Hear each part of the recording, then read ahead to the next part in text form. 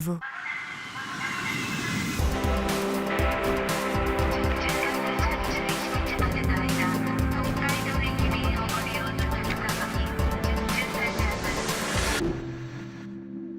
FIFA es mejor que el Vaticano. Lo que pasa acá adentro es sagrado. Se creen que pueden hacer lo que quieran, pero hay algo que yo sé, y es que todo esto se va a terminar algún día. Ça fait longtemps que vous vous êtes rencontrés avec Alice? Ça fait déjà quelques mois qu'elle est dans la région. اليوم واحد زيادة وأنا بقول كل شيء. ما شاء الله كل الأشياء الموجودة بالدنيا هنا في لها أسرار. Les dessous du monde du football, une romance dans les 60s et un thriller psychologique. Vous saurez tout des séries à ne pas rater dans ce nouveau numéro de À l'affiche. Bienvenue à tous et bonjour à Sonia Patricelli. Bonjour Louise. Alors on va commencer cette émission par une plongée hallucinante dans les arcanes du ballon rond avec El Presidente. C'est l'histoire de plusieurs taupes travaillant pour le FBI au sein des fédérations des États-Unis et du Chili. L'histoire en fait suit particulièrement Sergio Jadou, incarné par Andrés Parra, qui va gravir progressivement les échelons jusqu'à organiser la Copa América remportée par le Chili en 2015. Pot de vin, corruption, achat de voix, du Paraguay à la Suisse. On va suivre les yeux écarquillés aux pratiques illégales des présidents de clubs de football et de leurs entourages. Regardez. Como este chico, Sergio Jado, el nuevo presidente de la Confederación Chilena de Fútbol.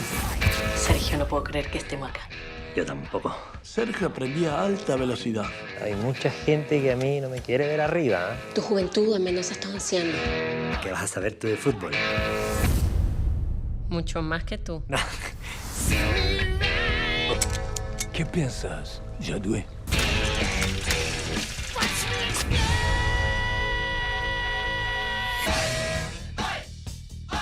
Voilà, El Presidente, ça promet. Sonia, qu'est-ce qui vous a plu particulièrement dans cette série ? Eh ben justement parce que le héros, c'est un novice et du coup, il doit se faire absolument tout expliquer et ça donne lieu à des révélations effarantes parce qu'il a toujours un micro branché sur lui et puis on comprend ce qui se trame en coulisses. Alors, c'est inspiré d'une histoire vraie, mais c'est traité vraiment comme une parodie. Le ton est décalé, ironique. Moi, j'y ai trouvé une grande dimension politique à cette série.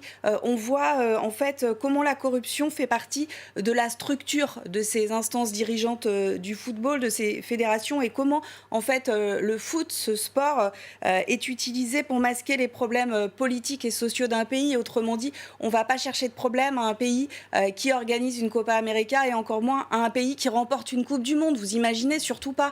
Donc ça, c'est hyper intéressant. Il y a vraiment plusieurs niveaux de lecture.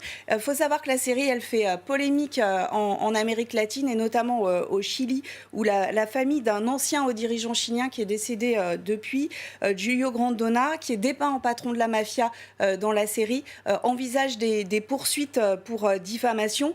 Pour conclure sur cette série, je dirais simplement que El Presidente témoigne vraiment du niveau d'excellence des séries sud-américaines en ce moment. Tout simplement, quand on voit l'équipe, les deux frères Larraín aux manettes, c'est eux qui avaient réalisé Jackie, le film sur Jackie Kennedy, et puis Armando Bo comme showrunner, on l'a peut-être oublié, mais c'était le co-scénariste de Birdman, c'est vous dire le niveau. Et puis on va passer, Sonia, à une série romanesque et fantastique avec Pierre Deladonchamp et Olga Kurilenko. Est-ce que vous avez été emporté par cette romance? Et tout d'abord, c'est un voyage dans le temps et ça tombe bien parce que la fin du confinement nous donne à tous des envies d'évasion quand même. Et là, c'est super parce que Pierre Deladonchamp incarne Jérémy.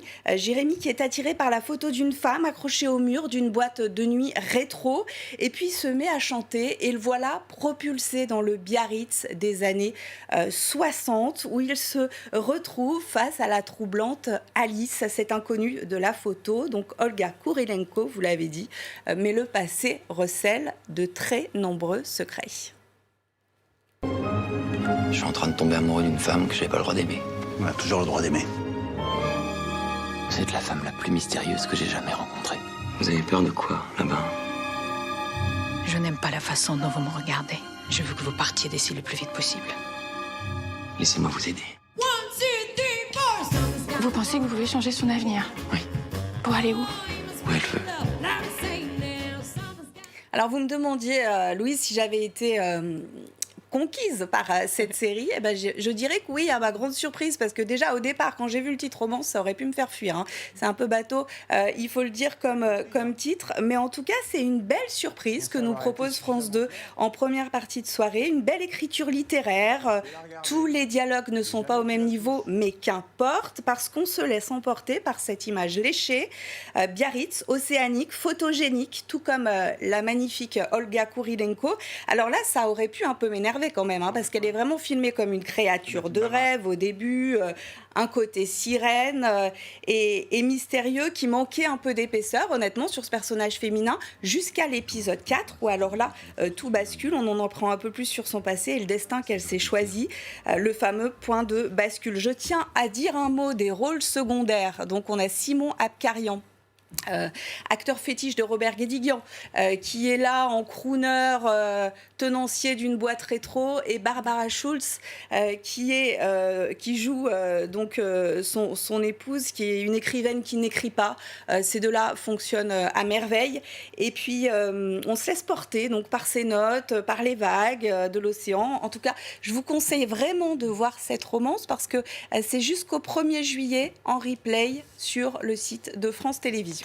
Bonne façon de s'évader, ça donne envie. On en vient à Whispers sur Netflix, alors présenté comme un thriller psychologique en 8 épisodes, une série saoudienne, ce qui a piqué votre curiosité, Sonia. Bah oui, parce que c'est la première série estampillée saoudienne de Netflix qui confirme son intérêt pour cette région après la série jordanienne Djinn en 2019, l'année dernière, ce qui était le premier contenu original de la plateforme américaine en langue arabe. Et puis, on s'en souvient de Djinn parce que cette série a tourné en Jordanie, avait créé la polémique. Il y avait une héroïne qui embrassait 2 garçons à la suite, presque dans la même scène. Et puis Netflix depuis a engagé d'autres productions, notamment en Égypte avec la série Paranormal. Alors pour Whispers, Netflix a parié sur un casting très féminin avec une réalisatrice saoudienne aux manettes. Le pitch est assez classique, un père de famille riche, chef d'entreprise, meurt dans un accident de voiture à la veille de lancer une nouvelle application informatique. Est-ce réellement un accident? Jalousie, secret, vengeance, on retrouve tous les codes d'une série à suspense.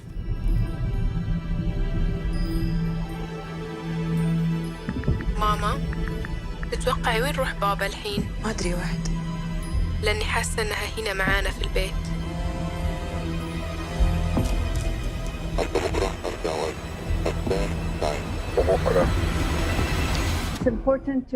Je pense que c'est important de raconter et d'exprimer toutes les histoires et toutes les émotions qui existent dans ce pays et d'être fidèle aux personnages. Parce que seule l'honnêteté et la sincérité permettent d'aborder ces problèmes. Si un homme est marié à une femme, mais qu'il est aussi marié à l'ami de sa femme, ce n'est pas une relation saine. Or, ces situations existent autour de nous. Et donc, elles doivent apparaître au scénario et à l'écran. بصراحة أنا خايفة أن يكون لها دخل بموتة حسان. لو البيت قائم على كذب فهو بيت هش أصلاً. On vient d'entendre la réalisatrice donc, de Whispers. Elle dit vouloir montrer des femmes modernes. Qu'en est-il ?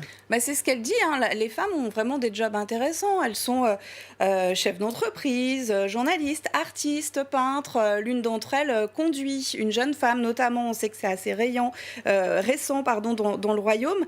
Mais comme on reste dans le cercle de la famille, finalement, toutes ces femmes dépendent de qui ? Eh bien, dépendent des hommes et de celui qui est présenté comme le patriarche, la belle-sœur du patriarche. C'est la sœur du patriarche, vous voyez. Donc tout tourne quand même autour des hommes et puis on sent que leur vie finalement, elle les maîtrise pas totalement. Le statut invisible aussi du personnel de maison qui est traité ainsi dans la série également, la façon dont on s'adresse à eux. En fait, il n'y a pas grand-chose de plus et c'est dommage parce que il y aurait une belle occasion de raconter une histoire tout en s'emparant des thèmes, des traditions de ce pays, de cette société secrète et très patriarcale. En fait, on reste un peu sur notre faim. On est un peu trop englué dans les clichés du genre. Alors finalement, verdict, est-ce qu'il faut regarder Whispers ? Eh bien, le rythme est un peu lent. Honnêtement, à l'exception des 2 derniers épisodes où tout s'enchaîne, c'est une construction circulaire. Donc en fait, à chaque épisode, on suit un personnage. Et comme les personnages sont très souvent ensemble, finalement, on revoit un petit peu les mêmes scènes. Plus énervant encore, 95% des scènes sont tournées à l'intérieur et les rares extérieurs sont tournés de façon à ce qu'on devine rien du paysage. Par exemple, vous allez voir l'ouverture d'un portail, le bleu du ciel. Une seule scène est tournée dans un parc et il y a personne à l'intérieur. En fait, je me demandais pourquoi vraiment on ne voit rien de ce pays. En fait, tout simplement parce que le tournage a eu lieu en Afrique du Sud. Oui, de la difficulté de faire une série en Arabie Saoudite. Ça. Voilà, d'où la déception. Honnêtement, vous en apprendrez pas grand-chose sur l'Arabie Saoudite. Si c'est pour ça que vous voulez regarder, passez votre chemin. Okay. En un mot, une série très en prise avec l'actualité, cette fois du côté de l'Afrique au Sénégal. Oui, la première saison de la série sénégalaise Virus s'est achevée après 30 épisodes. On voulait le souligner dans cette émission. À retrouver sur YouTube pour tous ceux qui l'auraient manqué en intégralité. Des feuilletons en Wolof et à double détente, divertir et faire de la prévention sur l'épidémie de Covid-19. On va finir avec un petit coup de cœur en ce mois de juin. I May Destroy You de Michaela Cohen.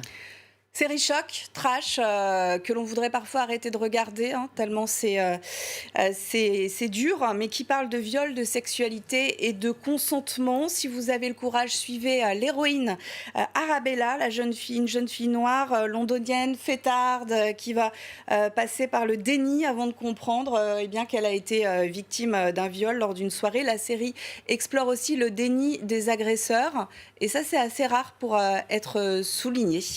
Merci beaucoup Sonia, on se retrouve très vite pour parler série dans À l'affiche et merci évidemment à vous de nous avoir suivis. N'oubliez pas de nous retrouver sur france24.com ainsi que sur tous nos réseaux sociaux. On va se quitter donc avec des images de la troublante série britannique I May Destroy You. Je vous laisse découvrir et vous dis à très vite.